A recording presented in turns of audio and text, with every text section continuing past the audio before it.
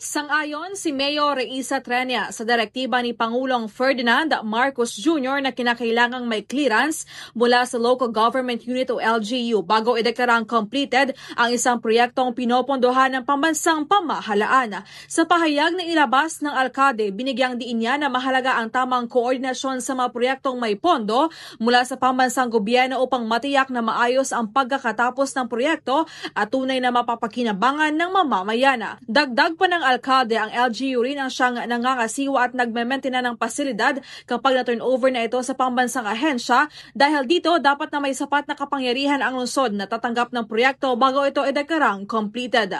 Ayon pa kay Trenia, sa bagong mandato ng Pangulo, masisiguro na maitutupad ang proyekto na may mataas na kalidad at sumusunod sa pamantayan. Balita mula sa Iloilo City. Ako si K5, Jenny Kauyunan para sa Kampiyon, balita, serbisyo publiko at kasiyahan sa bawat Pilipino. K5 News FM. K5 News FM.